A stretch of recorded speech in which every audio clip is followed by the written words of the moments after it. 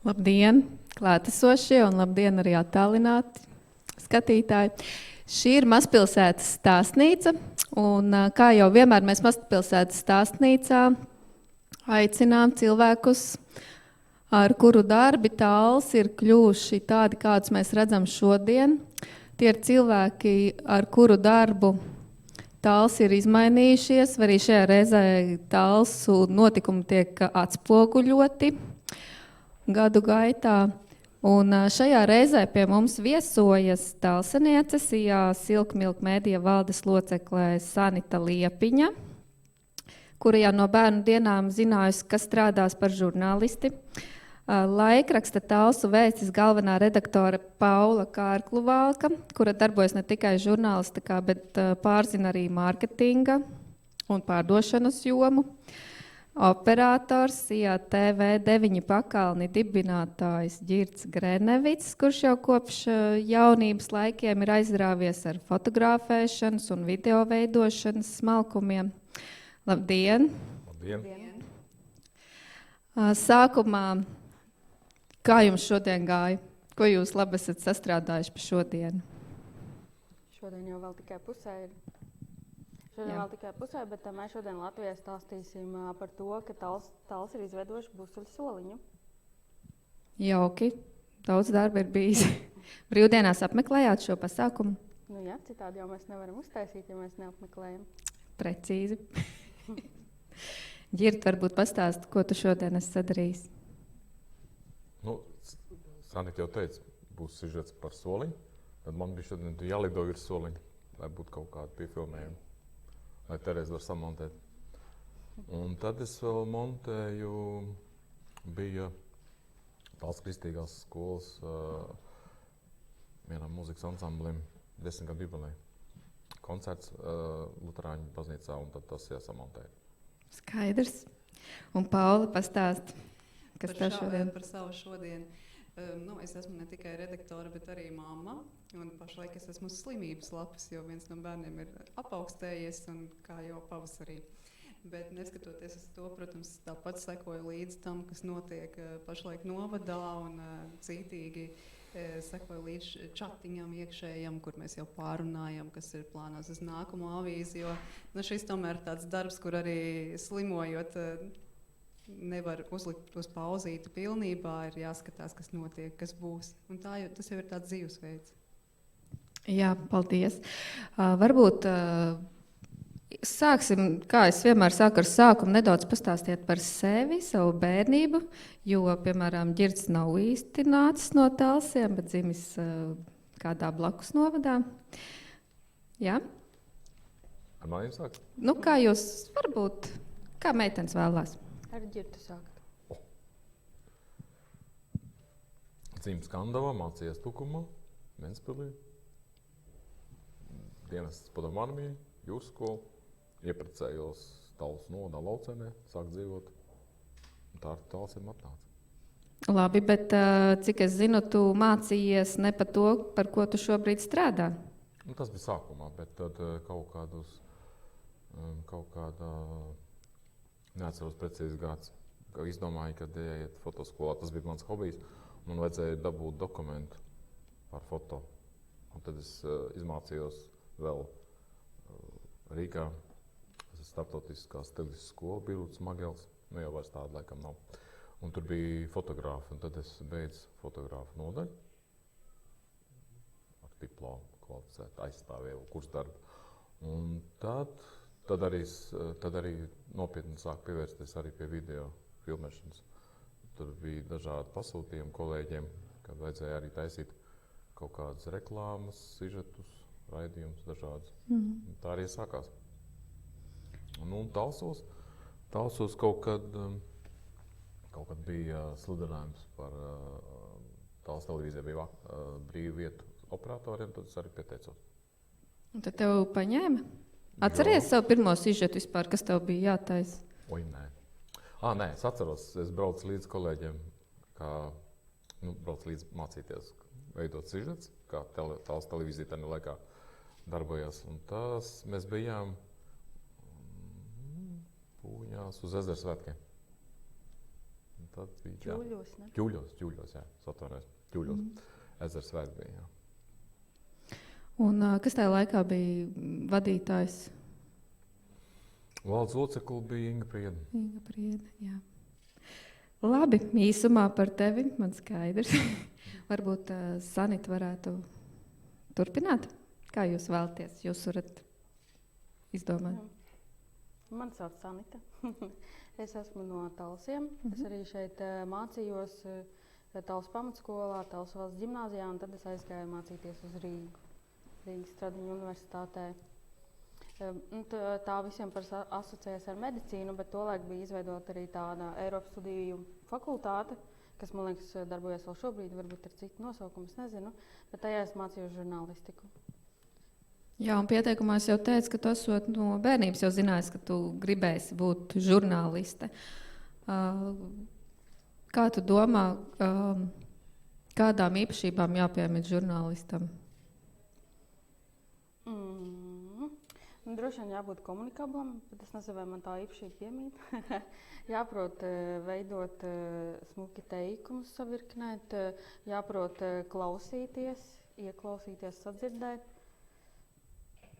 Tā, analizēt, tā droši vien arī īpašība. Jā, un Paula varbūt pastāst nedaudz arī par sevi. Es dzīvoju Laucienas pagastā, tāpat kā Ģirds, tā ir sagadījies.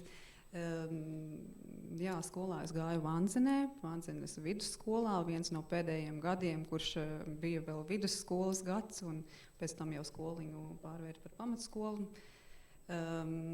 Tālāk devos uz Rīgu, uz Latvijas universitāti mācīties žurnālistus. Tā savā ziņā nebija tāda ļoti apzināta izvēle tajā brīdī, bet pēc tam es sapratu, ka tā bija labākā izvēle, kādas varēja izdarīt. Un pēc tam arī sāku strādāt Talsu televīzijā, Sanita man pieņēma darbā. Jā, tā bija. Jā. Un tur ieguvu ļoti tādu labu, jauku pieredzi. Tālāk es esmu strādājis arī redakcijā Talsu vēstījis, pēc tam citās darbavietās. Un tagad ir sagadījies tā, ka esmu atpakaļ Talsu vēstījis. Kaut kā tas viss iet par tādu riņķi, un cilvēki nonāk tur, kur viņiem jābūt. Bet tev patīk tieši Talsos strādāt? Kā Jā, tev šķiet? man ļoti patīk Talsos, un es jau pabeidzot vidusskolu zināju, ka es noteikti vēlos strādāt savā dzimtajā novadā, un Laucienē mēs dzīvojam jau 4. paudzē, un man ir ļoti svarīgs tās ģimenes vērtības, mūsu vēsture un arī tas, kā attīstās Talsi. Jā. Un ir kāds kopējais, tāds kopsaucējs, kas jūs vieno, un par ko cilvēki vēl tikai mēģina saprast, kas tas tāds ir, un par to runā, bet īsti neviens nezina, kas tas ir, cik es esmu paklausījusies, kas tas ir tas retālsi. Jā, šis ir mūsu jaunais kopējais projekts, ko mēs esam sākuši sākoties februārim. Tātad varat paskaitīt, tikai daži mēneši pagājuši. Līdz ar to iespējams, ka daudz par to vēl nav dzirdējuši un nav sapratuši. Doma ir sekojoša, ka zem retālsa portāla mēs apvienojam gan TV9 pakalnu veidotos sižetus, gan Talsu vēstu rakstus, ko mēs publicējam laikrakstā. Un tad šis ir mūsu tāds kopējais mēdīju platforma, jā. Un vēl trešā lieta, tas viss arī ir internetā. Ne viss varbūt, bet daļa ir skatām arī internetā. Jā, tieši ir talsi.lv, tur ir skatāms internetā gan raksti, gan sagatavotie sižeti video. Un, protams, ka portāls pašlaik vēl ir tikai tādā sākuma stadijā, tur ir ļoti daudz ko vēl attīstīt, bet mēs pie tā strādājam un plāni mums ir lieli. Tas jauki. Kaut ko būs jaunas iespējas, jaunas vīzijas, skatīsimies. Un runājot par žurnālistiku un filmēšanu un tādām lietām, man vispār ir radies jautājums. Kā atšķirās darbs tā kā pašvaldībā, strādājot kaut kur pašvaldības tā kā struktūra vienībā, un kā ir, ka ir SIA savējais privātais, un kā tas atšķirās? Jūs esat izjutuši savā darbā to starpību?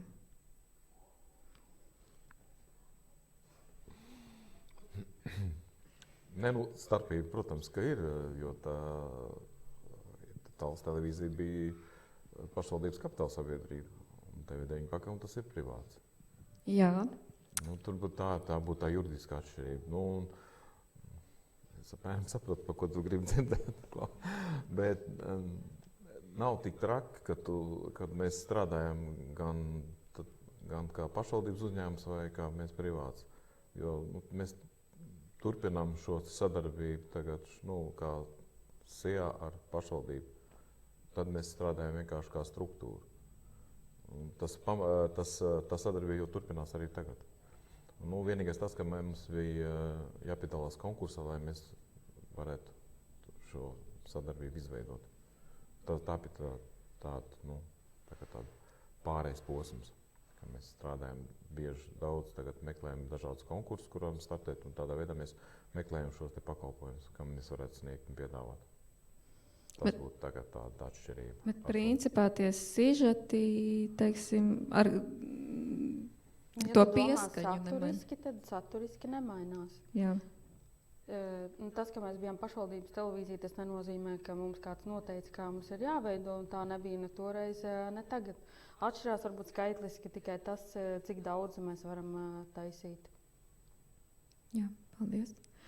Un varbūt par Tallas televīzijas senākajiem laikiem varat kāds pastāstīt, kā toreiz tas viss notika, un šobrīd, man liekas, ir pilnīgi izmainījusies situācija. Tagad operatoram ir citi tehniskie līdzekļi, man liekas, apstrādes programmas daudz vieglāk strādāt un montēt, un savukārt varbūt Sanitai arī ir kāds viedoklis, kā bija agrāk un kā ir šobrīd veidojot sižetus. Kā bija tajos laikos?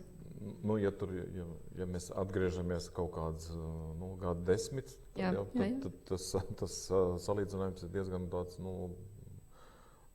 strauši, jo bija laiks, kad kolēģi filmēja ar VHS, ar kasetēm. Un tās kasetes patreiz atrodas muzejā, kuras tagad tiek digitalizētas, tad pārvērsts cipari, lai varētu mēs ātri un visi, kas tiek klāt pie interneta, viņus varētu skatīties. Un tad, kad bija kasetes, tā sarežģītība bija tāda, ka tas materiāls bija jānogādā uz Rīgu. Šodien tas notiek caur internetu, tā laikā tas notiek caur autobusiem. Tas ceļš bija diezgan tāls, lai nonāktu video materiāls līdz skatītājiem. Tad viņš tika filmēts kasetēs, tad tās VHS kasetes tika montētas ar speciālu aparatūru tam domāt. Talsos? Jā, to Talsos viss darīja, un Talsos bija tas pirmsākums, jo tur garš stāsts. Mēs pēc kolēģiem taisījām dokumentālu filmu par Tallas televīziju. Un tur tas stāsts par to, ka ja šodien mēs skatāmies uz to laiku, tad dienu pret nakti, jo mēs šodien varam, tā kā šeit, jūs jau momentā esat jau ēterā un jūs jau ziņu dodat jau skatītājiem. Tādā laikā tas bija sarežģīti izdarīt, kaut gan viņiem bija tiešraids. Un, ja mēs runājam par tām tehnoloģijām, tad tā kvalitāte arī stipri mainījusies. Kā ir attīstījusies, tad šodien jau mēs ar telefoniem varam nofilmēt. Tādā laikā tas, man liekas, pat iedomāties nevarēja. Un kāda aparatūra toreiz bija nepieciešama? Tas viss ietilpa vienā telpā, vai tev nācās skraidīt no vienas ēkas uz citu vai pie kāda drauga? Nē, Tallas televīzija jau bija sadalījusi telpas, un tur viņam arī viņam bija montāža telpa, viņam bija studijas telpa un kasešu glabātava, un kaut kā jau viņi bija sadalījuši tās telpas. Šodien es varu mierīgi samontēt sižetu mierīgi mājās. Ja man atsūta materiāli, es mierīgi mājās varu samontēt sižetu un nosūtīt, kur vajag, un pēc tam jau tas iet ēterā. Un šī Tallas televīzijas ēka atradās kur? Es sāku strādāt, tas bija kinoteātrī, kad bija Tallas. Tad mēs vienojāmies ar kinoteātru un pašvaldību. Mēs pārvācāmies uz citām telpām, lai kinoteātris varētu paplašināt un sakārtot savus telpas, savām vajadzībām. Mēs pārcēlāmies uz bijušo bērnu bibliotekas ēku.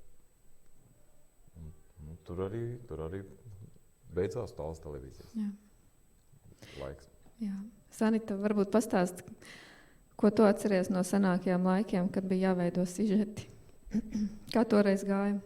Jo tev arī bija jāfilmējās arī agrāk, vai toreiz bija citas? Bija, kāda bija jāfilmējās, bija, jā. Bet es arī līdzīgi kā Ģirds atceros, ka bija tās kasetes, un tad tik ilgi, cik tu filmēji, tik ilgi mums bija jāgaida, kamēr materiāls tiks ielikts datorā, un tad mums bija jārēķina tas laiks. Un šobrīd jau mēs, labi, Ģirds varam montēt mājas, mēs citreiz arī Terēzes busiņā pie jūras montējam, tā ka šobrīd tas ir ļoti vienkārši. Un agrākos laikos arī nebija izteikta šī pati zaļā siena, cik es esmu pamanījis šobrīd ārpusē, brīvā dabā mēdz filmēties, bet agrāk, man liekas, Tēls televīzijā sižeti notika pie galda, studijā. Es pareizi atceros. Es to nedarīju, bija citi kolēģi, bet viņam vienu laiku bija zaļā siena, jā. Tur Paula, man liekas, arī bija studijā. Bija Stanita, tur vēl bija, kad bija zaļā siena. Bet tas nesēdēja pie galda, man liekas. Tad bija diktores. Diktores, tad laikam biju es un Dats Mieriņa. Jau. Bet tie bija arī interesanti laiki, jo ne visu varēja vilkt mugurā, ņemot vērā, ka ir tā zaļā siena. Un bija kaut kādas drēbes, kas var vienkārši saplūst kopā ar fonu, un tad var cilvēks pazust. Tā kā, jā, tas bija tāds interesants laiks. Bet man šķiet, ka dzīvīgāk un labāk ir ārā filmējot pieteikums. Daba padara visu tādu mīlīgāku un patīkamāku acī. Un šī diktoras būšana, ziņu lasīšana arī, kā agrāk tur notikās, bija tāds rulītis, kur teksts ir priekšā, vai viss bija jāiemācās? Kaut tā būtu. Principā mēs paši uzrakstījām šos ievadus, līdus, kas mums ir jāpasaka, un tad kalām no galvas, un tad, jā, un pēc tam arī ierunājām. Un, tas arī bija tāds izaicinājums, ir ceļš brīžos, kad materiālu jau vajadzēja nodot, sižetam vajadzēja būt gatavam, bet vēl pēdējā brīdī ir jāsaņemās un jāatcerās teikumi pareizi, precīzi, kā bija, un tad vēl jācenšas labi izskatīties un to ierunāt.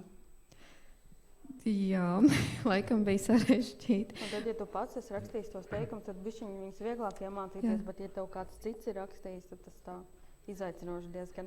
Bet, cik es saprotu, tajā mirklī tā arī mēdz gadīties, ja, kad, piemēram, tu uzrakstīji to tekstu, un tad diktorē ir jānolasa, jāatcerās.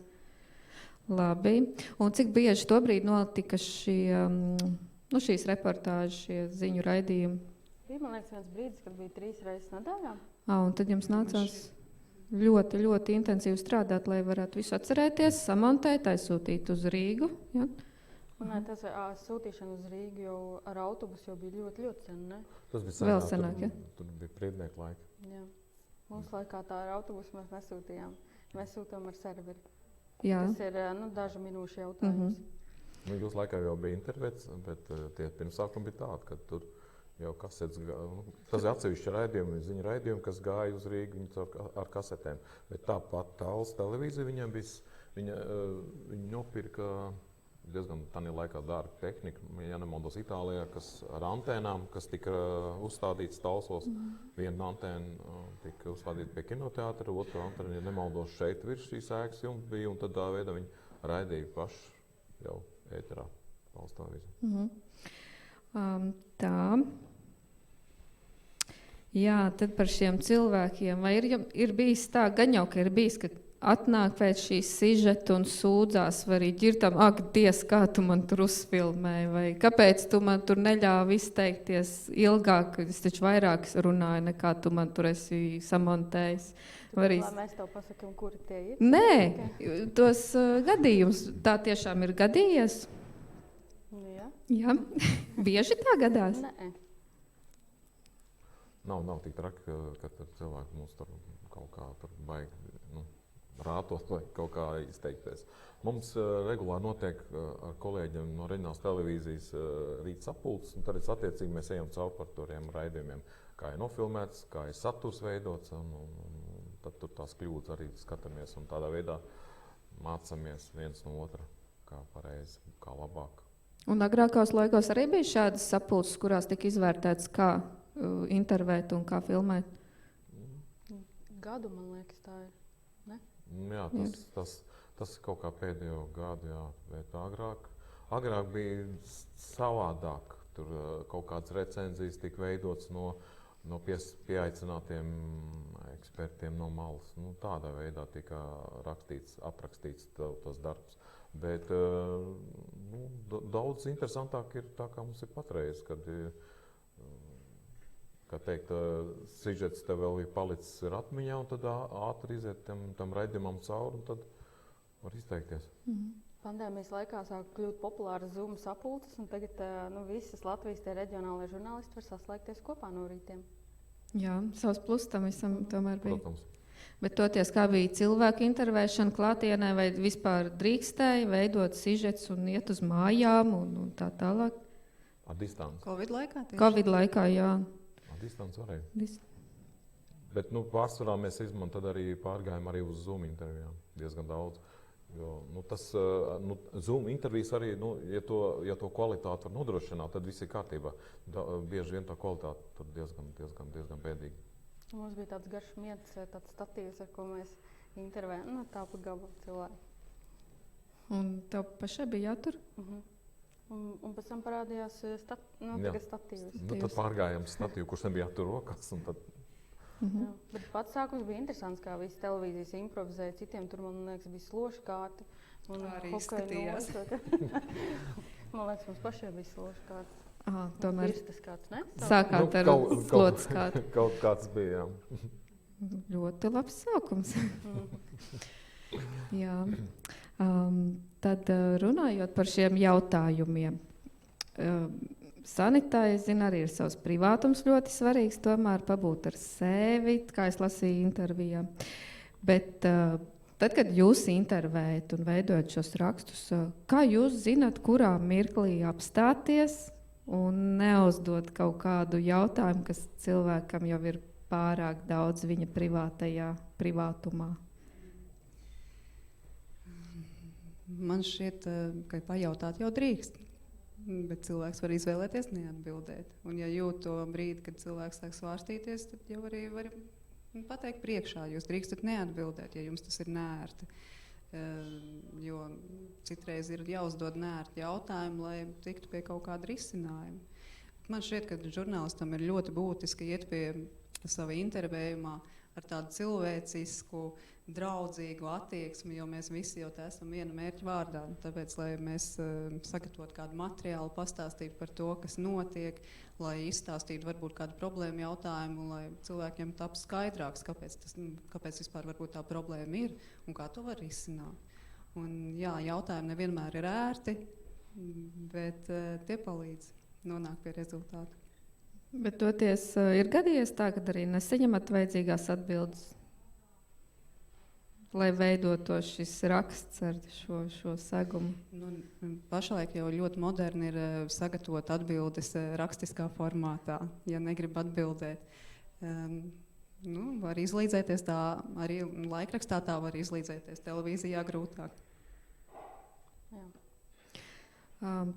Kā jūs domājat, žurnālistam, kam ir jābūt viedokļu līderim vai notikuma atspoguļotājam? Man liekas, ka notikuma atspoguļotājam tā, lai pasniedz to informāciju tā, lai viedoklis izveidojas tam cilvēkam, kas to lasa vai skatās vai klausās.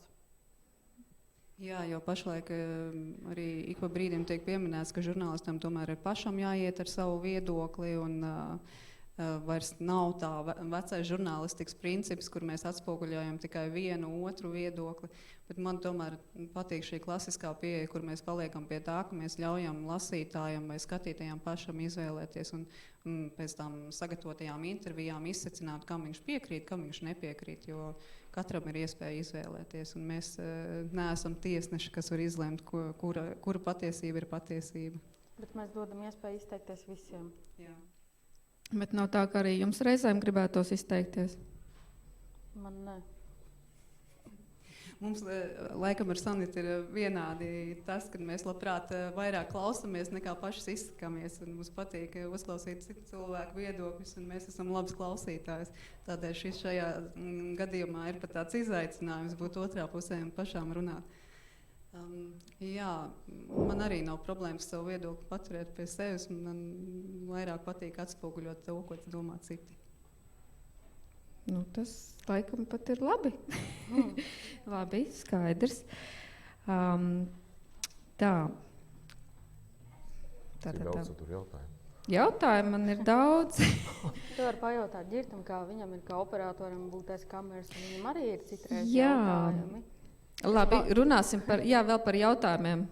Tiešām, jo tu jau arī esi tas tā kā teorētiski klusējošais, kurš uzfilmē, kurš savu viedokli vai to atspoguļojumu, ko tu redzi, parādi caur kameras acis, nevis caur vārdiem.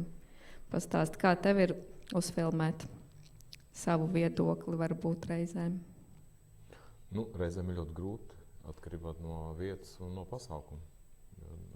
Ir dažādi pasākumi, kur vairāk notiek diskusijas un mazāk tāda aktīva darbība. Tad ir grūti nofilmēt. Nu, nofilmēt jau var, bet nofilmēt tā, lai pēc tam būtu ko samontēt, lai būtu interesanti. Un kāds ir tavs īpašās spējas, lai tev tas sanāktu ļoti labi? Ja ir laiks, tad tu staigā par telpu un meklē, un kas būtu tie svarīgie momenti, lai šī ziņa vai šis viedoklis būtu interesants citiem. Nu, reizēm ir grūti izdomāt un atrast. Bet tev nav gadījies tā, ka tu reizēm aizmirsti to kameru ieslēgt, un pēc tam ir jādomā, ko darīt? Nu, tur pietiekuši daudz ir nofilmēts, un citreiz varbūt tās ir tu atceries, ka kaut kādas detaļas varēja piefilmēt un daudz interesantāk. Un tad, kad montē jau, tad jau tu saproti, ka varēja vēl kaut ko. Bet man ir bieži bijis, bieži nē, bet man bijuši gadījumi, kad es neesmu ieslēdzis mikrofonu, kad es viens pats esmu bijis uz intervijām. Un tādi man ir bijis gadījumi, jā. Kad tu ieslēdz kameru un neieslēdz mikrofonu vai otrādi, tad tu neieslēdz. Tev ieslēgts mikrofons un nav ieslēgta kamera, ierakstam. Kā tu izēji no situācijas? Kā kurā situācijā? Ja tas cilvēks ir uzstājies publiski, tad iztiekam ar to materiālu. Tad intervija nav. Un ja nav intervija, tad neko. Vienkārši neliek. Vai tad brauc filmē kaut kādā citā reizē piefilmēt interviju. Kaut kā ir bijuši gadījumi, bet maz. Vai arī Sanita mēdz tev izlīdzēt un ierunāt tekstu? Nu, nevis ierunāt tā cilvēka tekstu, bet pārstāsta, kas ir noticis šajā intervijā. Jā, protams. Jā. Bet vairāk ir tā, ka Girts palīdz, ka viņš ir kā žurnālists arī tagad. Pastāsti sīkāk. Viņam pašam ir jāpastāst. Bet kopš pagājušā gada man ir jau sajūtas, kad no Tallas televīzijas aizgāja mūsu kolēģi Baiba Demberga. Tad kopš tā laika Girts Grenovits palīdz, un viņš ir žurnālists. Viņš dodas pie cilvēkiem, viņus intervēt. Un pagājušajā gadā viņam bija debija vienam pašam, kad Rojā bija nogrimis kuģis, tad viņš darīja visu. Viņš gāja stand-upā, viņš ierunāja tekstu, viņš intervēja un viņš filmēja. Jā, es atceros arī Kalkā, tad, kad bija ūdens pienācis bīstami tuvu krastam. Girts arī pats sevi filmējies, pareizi atceros. Jā. Kā ir Girt būt? Toreiz vienkārši ūdens smēlās mutē. mums, kā jau Sanita teica, viņi palika kā žurnālists viens pats. Tad vajadzēja būt citā vietā. Es vispār braucu toreiz, tajā reizē es braucu vispār filmēt kaut ko citu. Un tad pēc tiem laikiem un pēc tās situācijas es sapratu, ka tur jābrauc uz Roju arī. Un tad es kaut kā apvienoju. Bet tas bija tāds, kā teikt, negadījums. Un tad attiecīgi arī tā tika filmēts. Bet tas bija negadījums kuģim, nevis Girtam. Jā, protams. Jā. Girtam tas bija gadījums. Jo tajā negadījumā jau to vajadzēja kaut kādā veidā nodot, jo tā ziņa bija svarīga ar to, ka viņu vajadzēja ātrāk parādīt tajā dienā. Un tad tur mēs gaidījām vēl celtni no Rīgas, kad atbrauks, lai varētu parādīt, kā tā darbība viss notiek, ka viņi ceļ ārā to kuģi no ūdens. Un lai to paspētu parādīt tajā vakarā, tad sūtījām caur telefonu kolēģiem uz Rino televīziju, un tā attiecīgi tādā veidā viņi arī to visu montēja. Tur daudz kas tika filmēts ar telefonu, to viņi arī ielika iekšā arī tajā raidījumā. Tos kadrs, kas tika filmēts ar telefonu. Sanāk, Tādā veidā var izlīdzēties, kad ir šāda te veida ziņa. Jā. Negadījums, piemēram, negadījums ar kuģi. Bet sanāk, ka tu par žurnālistu mācījies neesi, bet toties tu darba laikā esi apguvis šīs žurnālista prasmes, knifiņus. Jā, tas ir diezgan tā skaļi teikts žurnālists, jo tur man Sanita sagatavo jautājums. Tad, ja tu jūti tajā intervijā, kad vēl kaut kādi rodas pašam jautājumi, tad tos arī attiecīgi uzdod, un tad jau attiecīgi žurnālists Sanita jau attiecīgi izvērtēs, kas viņai tur der, kas neder, un kas, kā teikt, būtu tas būtiskākais tajā intervijā. Bet manā gadījumā ir svarīgi atrast, ko intervēt, un dabūt šīs te intervijas. Un tas ir diezgan bieži, tas ir ļoti grūti. Kāpēc grūti? It sevišķi tādos negadījumos, kā piemēram šīs te gadījums. Tajā situācijā cilvēki nodarbināti ar to kuģi glābšanu, izvilkšanu ārā, un daudz kur negrib par to runāt tajā brīdī. Tas ir tāds negadījums, īpaši nav tā. Bet, tiek saskaņots, kā piemēram ugunsdzēsējiem, viņiem jāsaskaņo ar vadību šīs te intervijas. Tāpat arī ostai arī ir jāizdomā kāds viedoklis, jo viņam ir vajadzīga informācija, kas tur īsti noticis, kas tur vainīgs, un bieži vien nav šīs informācijas uzreiz pieejams. Tāpēc viņiem jāsagatavojas. To tīri cilvēks var saprast. Mums atkal svarīgi ir pēc iespējas ātrāk dabūt vairāk informāciju, lai mēs varam kaut kādā veidā izveidot sižetu. Jā, tas gan. Un runājot par darbu, jūs diezgan daudz stundas tomēr pavadat darbā, bet tāpatās arī brīvdienās bijāt atklāšanā, Interbusuļa soliņš. Tātad jūs teorētiski to laiku veltīts būtu atpūtā, jūs tomēr pavadat darbā. Kā jūs to kompensējat un kā ģimene uz to raugās? Un kāpēc jūs esat piekrituši, izvēlējušies tieši šādu nodarbi, kas prasa tomēr strādāt citiem brīvajā laikā? Kā tu kompensē ģimenei? Kādā citā brīvā brīdī, kad tas sanāk. Bet es zināju, ka šāds jautājums būs. Tas ir, man liekas, raksturīgs jautājums. Jā, man šķiet, ka žurnālistu darbs ir misija. Tas ir tāpat kā būt ugunsdzēsējam, skolotājam vai neatliekamās medicīniskās palīdzības sniedzējam.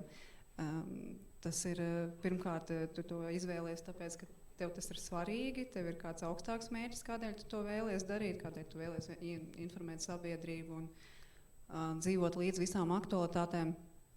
Un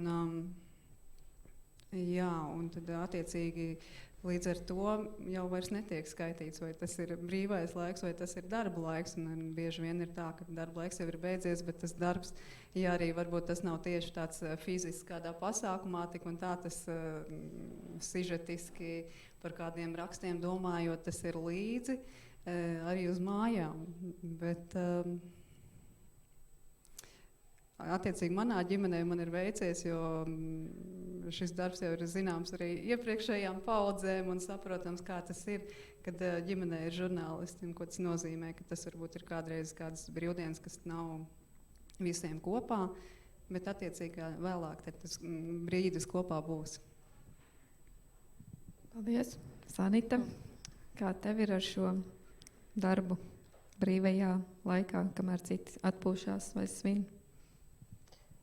Es laikam esmu darbaholiķa un es vienkārši es daru tāpēc, ka man patīk. Un, protams, ik pa laikam ir nogurums, bet tajos pasākumos, tajās intervijās tie cilvēki mani uzlādē. Ja varbūt ikdienā man viņi citreiz traucē un kaitina, tad tieši tajā darba procesā viņi man uzlādē, es dabūju to enerģiju un es varu darīt tālāk, jo man tas patīk. Un man tā kā nav svarīgi tiešām, vai tā ir nedēļas nogale vai darba diena. Un es to daru. Paldies. Ģirt, man liekas, tev ir ļoti smagi, jo tu neesi gadījumā vienīgais novadā ar kameru. Neesi, ja? Nē, man taču kolēģi ir Terēza. Tiešām?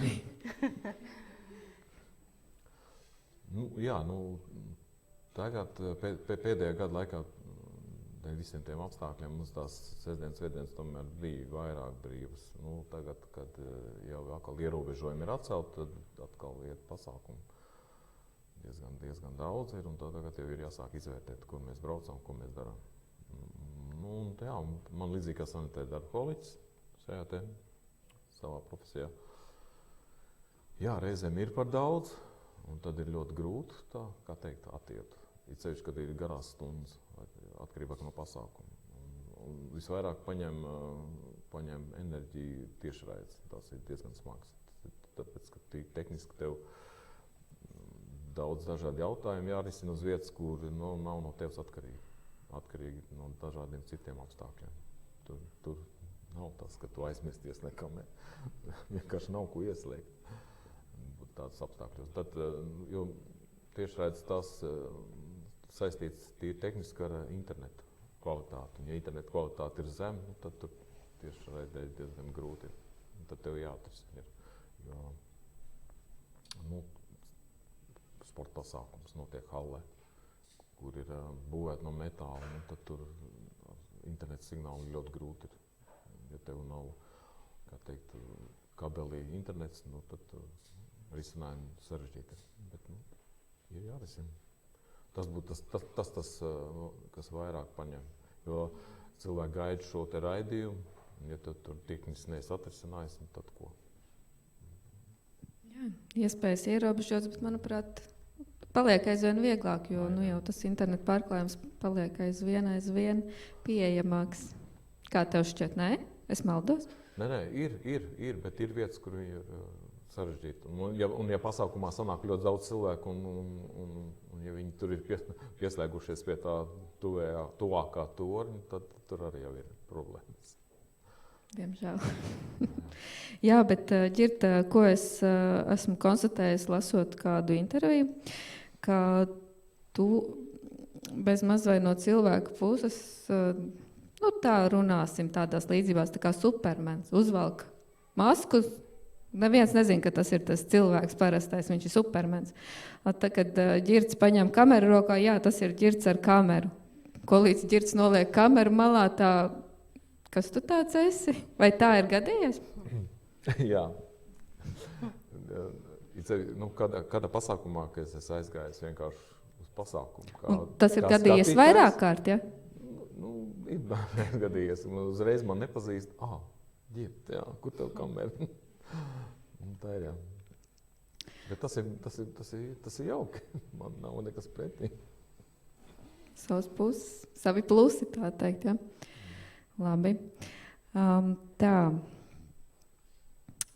Tālāk runājot. Jā. Pieteikumā es arī teicu, ka tātad valdes locekle Sanita Liepiņa ir Silk Milk Media.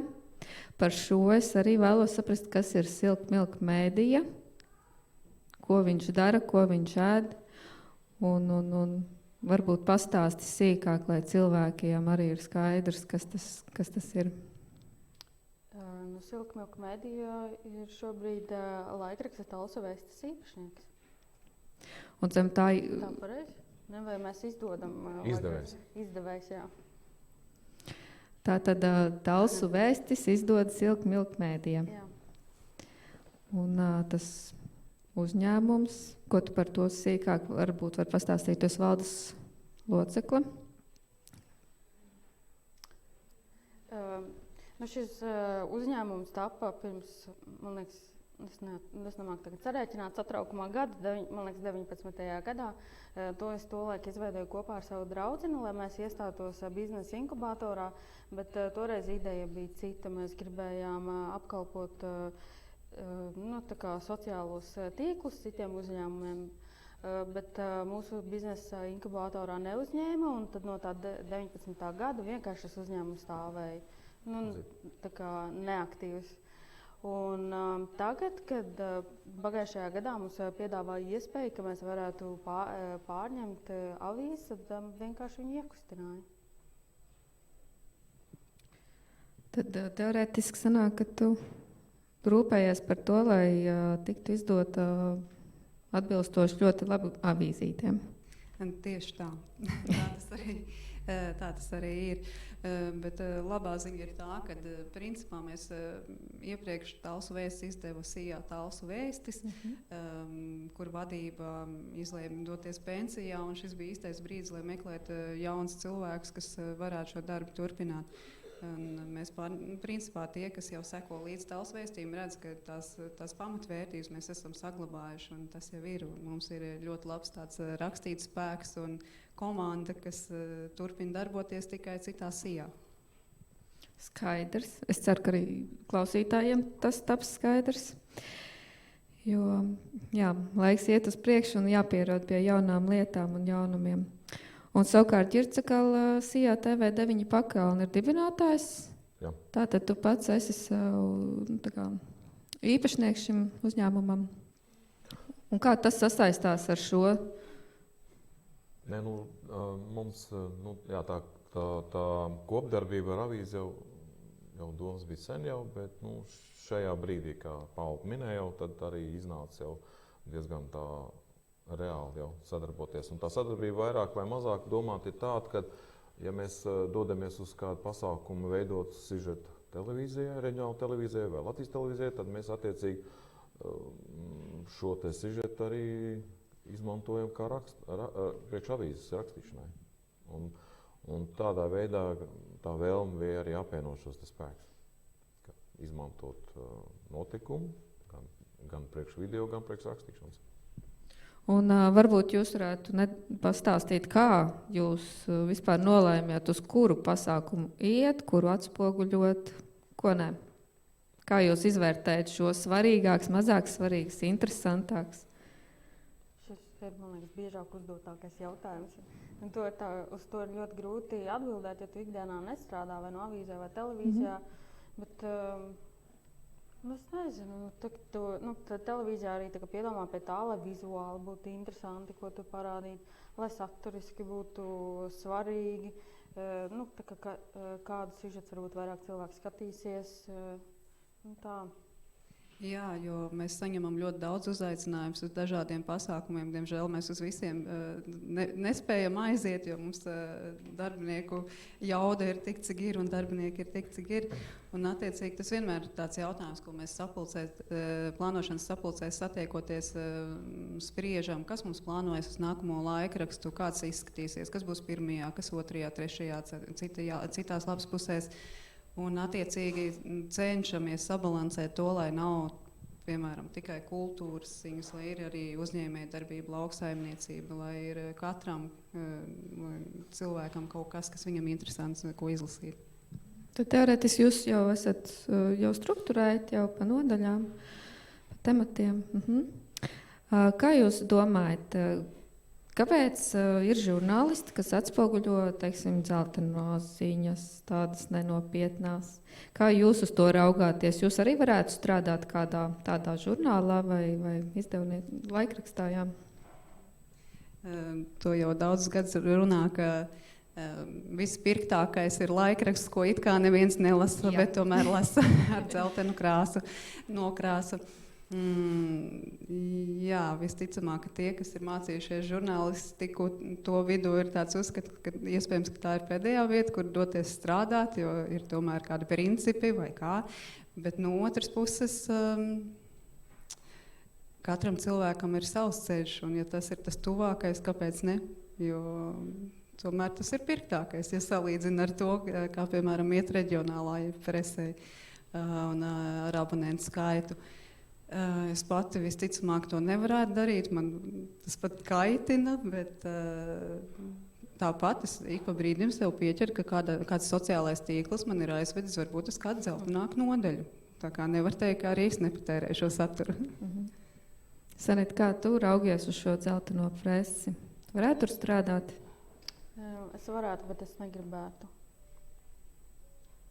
Tā iemesla dēļ, ka tev ir jālien cita cilvēka privātajā dzīvē, tev ir jāmeklē tie skandāli, varbūt jāuzrunā viņi arī tajos brīžos, kad viņiem varbūt ir grūti, jo tu zini, ka to varbūt ļoti lasīs.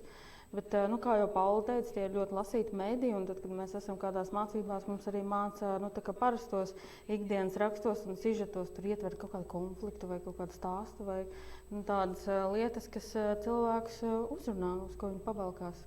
Bet jā, es negribētu to darīt. Jā, un Ģirta, es nezinu, tev arī es varu uzdot šo jautājumu. Jā, tas ir līdzīgi, kā jau teica Sanita un Paula, kad tu jau lien iekšā cilvēku privātajā dzīvē ar kameru.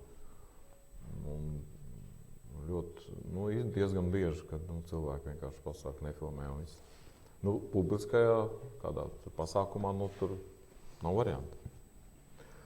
Bet tas ir tev, ja tev jānoķer kaut kāda skandāliņa, tad tev jālien iekšā diezgan tādās nepatīkamās vietās.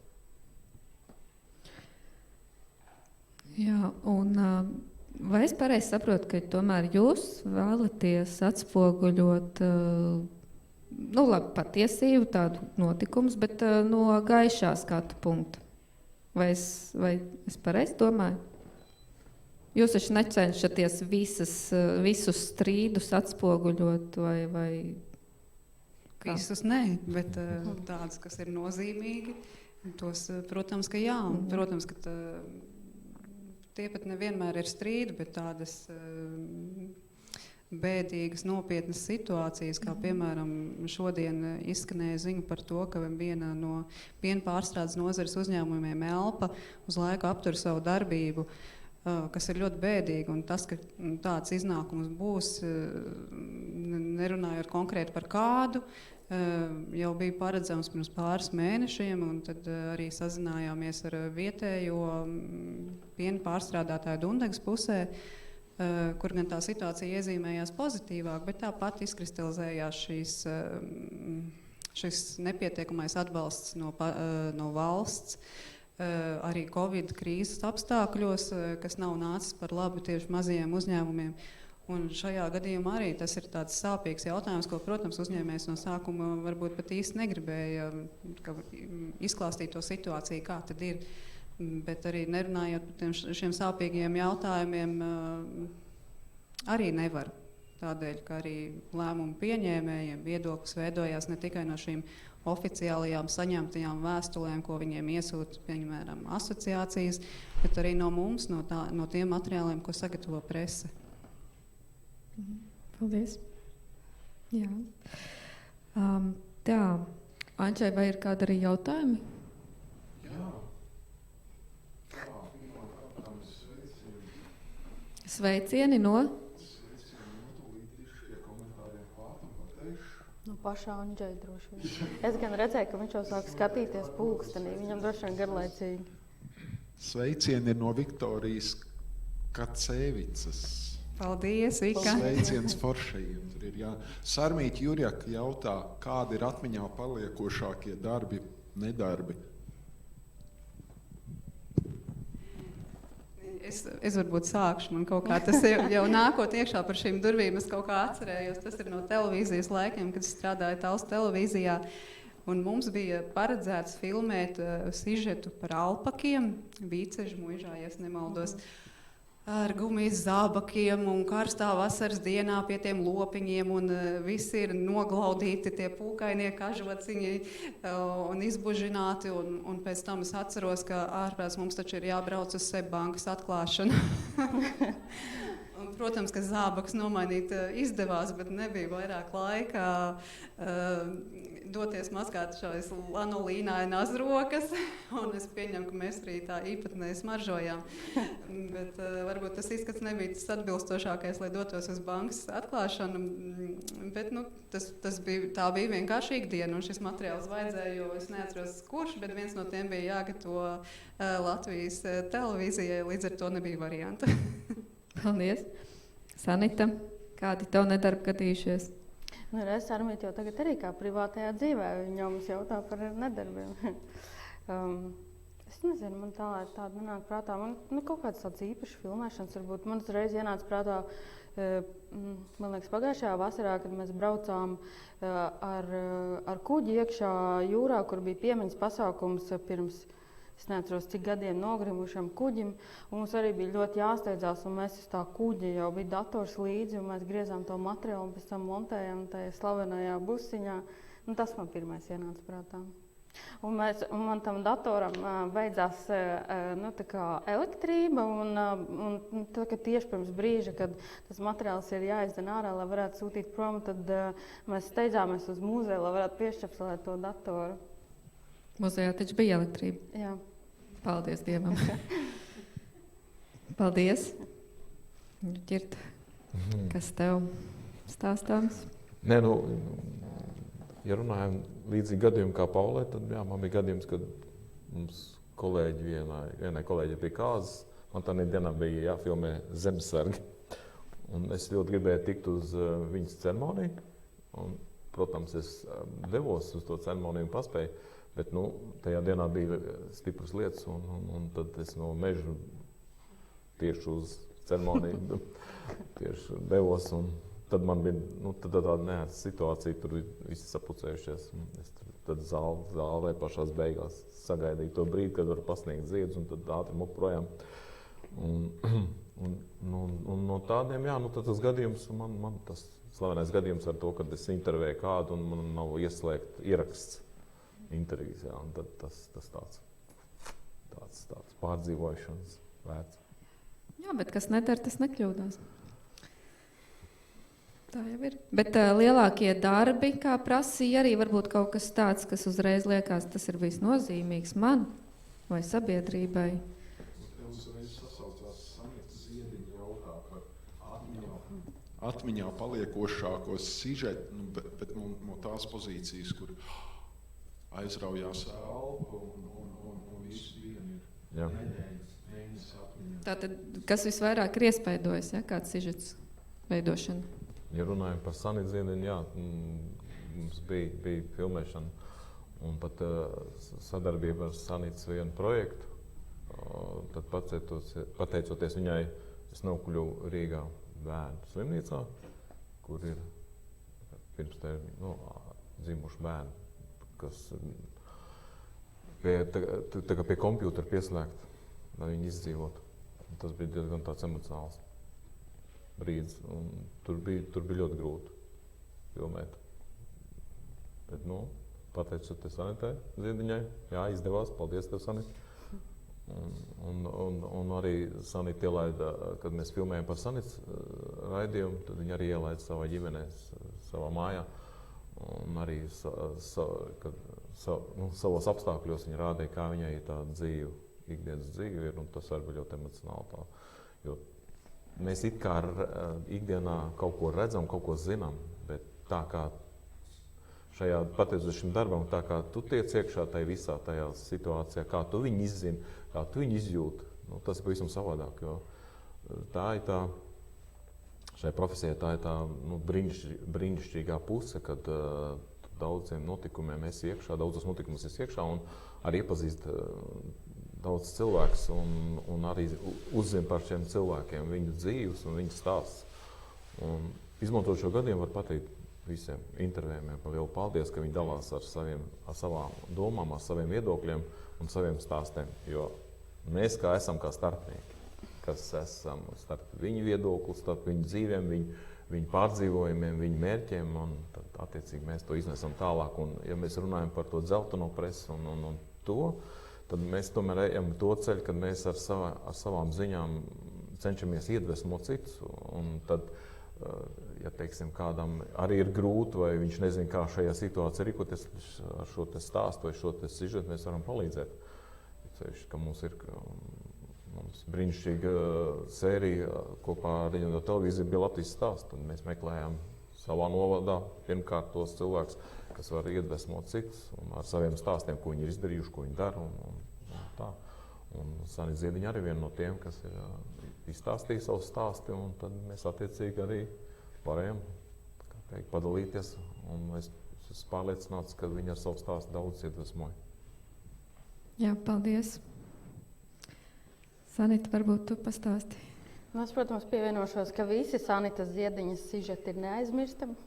Es šodien, taisot sižetu par Interu Busuli, tieši atcerējos, kāpēc, ka tad, kad pirms gada bija ēterā sižets panorāmā par to, ka Sanita Ziediņa ir izdevusi grāmatu, tad viņai izdevās saraudināt panorāmas diktoru ar tiem pēdējiem vārdiem par to, ka viņas grāmata, gluži kā pieneņpulks, arī aizvado pasaulē sēt mīlestību. Es nezinu, kāpēc to atcerējos, droši vien Busulis un nesaraudinās diktoru, bet mazums. Bet tad, kad pajautāju to jautājumu, tad man pirmais ienāca prātā pagājušā gada pašvaldību vēlēšanas, kad mēs paši domājam, ka mēs varētu iet tiešraidē. Un tad, man liekas, tas bija tāds traks piedzīvojums, bet man likās ļoti interesanti. Tā. Daudz ko, man liekas, deva mums kā komandai arī. Jā, paldies. Pašlaik tāds viens konkrēts gadījums man nenāk prātā, bet tas jau arī, ko Ģirs minēja, ka ir tiešām jāpasakās katram, kas piekrīt intervijai un gatavs pastāstīt, jo mēs latvieši esam diezgan tādi kautrīgi, ieturēti un ko un to mēs esam dzirdējuši nevienreiz vienu un noteikti es pirmā to saku, bet īstenībā mēs esam ļoti sirsnīga tauta, ar ļoti interesantām nodarbēm, ar dažādiem hobijiem, un mums ir ko stāstīt un rādīt, un ar ko iedvesmot citus. Un tas, kas mani personīgi iedvesmoja, ir Talsu novadā šīs veidotais formāts sakoptāko pagastu un pilsētu vērtēšana, kam šogad gan ir cits nosaukums vai jau divas. Jā. Jo šajos, caur šiem cilvēkiem, caur viņu uzņēmumiem, caur viņu sētām, caur viņu pieredzēm mēs redzam, cik mēs Talsu novadā esam bagāti un ka katram pagastam ir ko parādīt. Un ka viss tas kopā mūs veido par tādu tiešām jauku novadu, kur dzīvot. Kāds jūsuprāt ir vidējais talsinieks? Vai varat raksturot, ņemot vērā savu plašo pieredzi un tikšanos ar cilvēkiem? Varat raksturot? Kāds viņš varētu būt, ja jāpastāsta tagad kādam ārzemniekam vai viesim? Man liekas, tāds ļoti radošs, asprātīgs, bet tāds distants arī, kas tev var tā kā iekost, bet tā forši iekost. Jā, kā man šķiet Timbrods vienreiz teica par to, ka latgalieši ir atvērti un pie viņiem tu var ieiet un uzreiz viņi tev tā pieņems un tā.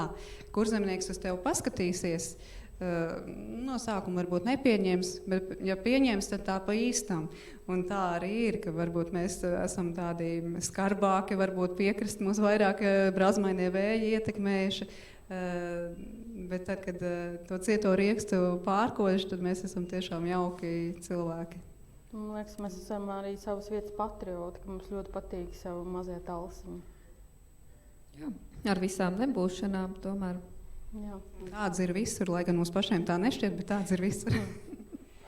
Ir tu arī piekrīti kolēģu viedoklim? Jā, protams, man kaut kā nāk prātā, ka ja man būtu kādam jāstāst par novadniekiem, tad es teiktu, viņi ir asprātīgi un humoru pilni cilvēki. Un ja runājam par viņu uzņēmēju darbību, tad ļoti daudz ir. Mums daudz uzņēmēji ir mazāk vai lielāk, bet novadē ir. Mēs tikai, varbūt tās netik daudz par viņiem zinām, bet patiesi šim darbam mēs uzzinām, kad ir tomēr uzņēmēji daudz un ar interesantām idejām. Jā, paldies, ka jūs par to informējat mūs.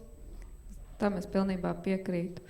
Un kā jums šķiet šo gadu laikā, tad jūs esat kā viens no vaļiem, kas visu laiku šo informāciju ir atspoguļojis. Jā, viens valsts būtu televīzija, tad arī avīze, laikraksts. Un, kā jūs uzskatāt, būtu nepieciešami jauni spēlētāji šeit vai pilnībā pietiek, kad jūs esat, manā izpratnē jūs šeit esat galvenie, tā teikt, ja tā kā tā banda, kā Kalnozols reiz teica. Jūs tam piekrītat? Un kā jūs domājat, vai viss ir kārtībā, vai tomēr ir nepieciešams izmaiņas kaut kādas? Tu domā mediju vidē? Jā, šajā novadā. Vai mums vajag konkurentus? Vai vajag konkurentus? Konkurence jau nāk tikai par labu. ja kāds uzrodās un ir spējīgs, kāpēc ne? Jo tas jau, protams, visos apstākļos, visiem uzņēmējiem konkurence ir laba lieta, jo paskatīties uz sevi, salīdzināt, ko varbūt vēl var uzlabot, mēs to gan daram tāpat. Arī bez mums ir plāni, ko vēl vajag un neesam ne pusē tikuši.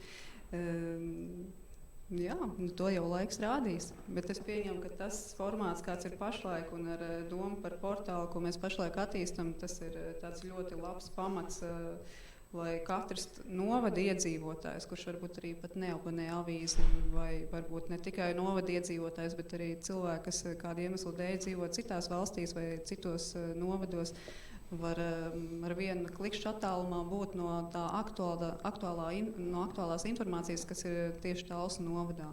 Un tas ir tieši tādēļ jau arī radās domas par portālu, kur tas viss ir vienkopus. Runājot par Talsiem, jūs, kā jau noslēgumā, Anģai, jautājumi šobrīd nav? Gluži nav. Tad es uzdošu jautājumu par Talsiem. Kur jūs ieteiktu Talsos, kuru vietu apmeklēt? Jūs tomēr esat bijuši, manuprāt, teju visur, visās ieliņās un visās maliņās. Talsos šī vieta numur 1. Man jādomājās, jūs varat atbildēt. Tu vari Laucienā ieteikt kādu vietu. Pavisam nesen biju pārgājienā par savu dzimto pusi, ko organizēja, man gribētos teikt, jau talsniece Dacina Rūmina. Es pirms tam gatavoju ar viņu interviju un sapratu, ka viens no šiem maršrutiem, kuru viņa organizē kā vadītāja pārgājiena, iet gar manu māju. Un man šķita, kas gan tur var būt pārsteidzoši. Es tur esmu gājusi mājās no skolas uz mājām nescik reizes par pusi no tā maršruta. Un, noteikti, ka man tur nekas nepārsteigs, bet tā kā šis maršruts bija paredzēts 4. maijā, man šķita, ka tas ir tāds zīmīgs datums, kad šādā veidā sveiks savu dzimto pusi. Un šis bija tāds lielisks atklājums, kā paskatīties uz savu dzimto pusi no ienācēja redzesloka. Lai gan lielāko daļu no ceļiem es zināju, daži bija tomēr pārsteigumi, kurus nezināju, kādas meža taciņas, kur var iziet vēl citus ceļus. Un, tas man iedvesmoja paskatīties uz mūsu novadu ar citām acīm un brīžiem, ka varbūt pat par to, kas mums ir ļoti zināms, ka īstenībā varbūt tā nemaz nav, vajag tikai nedaudz uz ielas, pa kuru tu dodies, šoreiz izdomāt pagriezties nedaudz par labi vai pa kreisi un pavērs pavisam cits skats. Paldies! Man liekas, ka tie Talsi ir tik maziņi, ka šeit katra vieta ir īpaša un vērts aiziet, bet ja tu ļoti, ļoti liec izvēlēties vienu, tad es laikam izvēlos Vilkmuižas ezeru, kur ejot apkārt, man liekas, tā vieta ir tik dažāda, ka tu vari gandrīz vai no džungļiem, tu tur izēji pa tādā klajākā laukā un starp neaizmirstalēm tā smuki pilsētā. Paldies, Sanita. Ķirt. Man pirmais nāca prātā pilskalns, Tals pilskalns, tad pavērās skats uz pilsētu, tad arī no tās augstākās vietas gan arī viss pārējos 9 pakalns var redzēt. Jā, un varbūt arī katrs vēl noslēgumā Jāņģais man, protams, nepārtrauks. Varbūt ir kāds aktuāls jautājums. Jā, droši uzdodiet, vēl ir laiks paspēt uzrakstīt kādu jautājumu, arī klātesoši arī varat jau sagatavot, bet es uzdošu no savas puses, jūs varbūt varētu atklāt, kas ir jūsu kredo vai tā dzīves atziņa, pēc kuras jūs vadaties.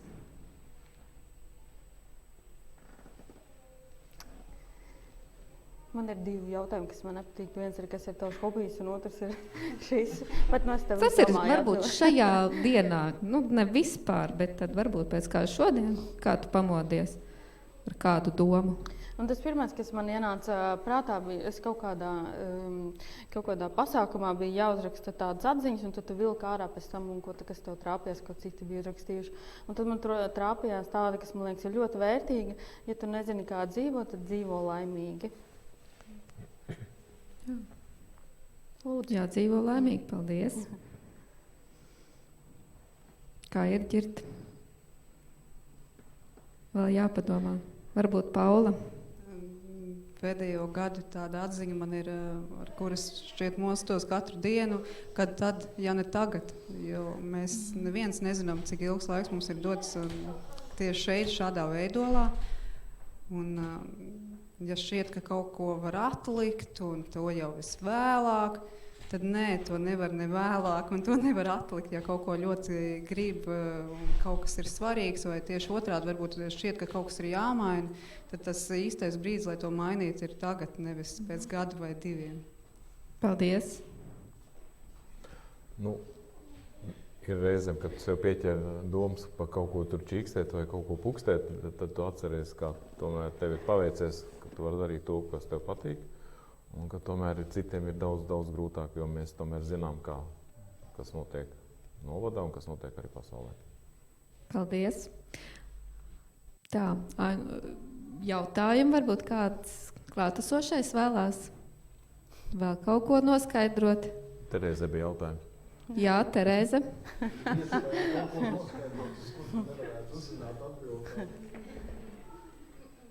Nav jautājumu. Sarmīt Jurieku pajautāja Terēzes vietā.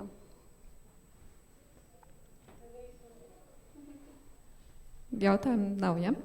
Andžai, Te bija tā situācija, kad mēs meklējam intervijas. Nu, kurš dos interviju? jā. Bet acīm redzot, jums viss ir labi veicies, jo, manuprāt, avīzē ziņas, šis jaunais retāls, portāls, manuprāt, ir ļoti labi attīstījies. Un, manuprāt, es jūtu, ka tur kaut kas notiek. Tāds.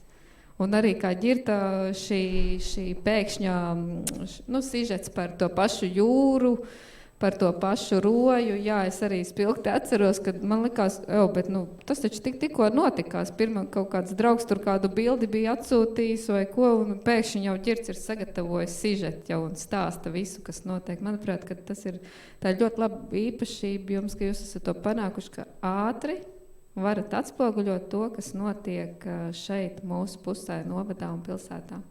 Bet no februāra, kad mēs darbojamies avīzē no malas, var manīt pārmaiņas? Avīzēs, domāju, ne mūsos. Saturiski un tas, manuprāt, nē. Es teiktu, ka nē, bet varbūt tā, ja kolēģe arī nē. Īpaši nav. Vienīgais tas, ka gatavojieties mēs uz ātrums. Labi. Tad ir viss. Paldies klātesošajiem un attālinātajiem skatītājiem, un arī paldies, protams, mūsu šī pasākuma viesiem par to, ka jūs ieradāties, par to, ka jūs mums pastāstījāt par sevi un savu darbu un aizraušanos, un tad tiekamies jau citās reizēs un citos pasākumos. Tad, kad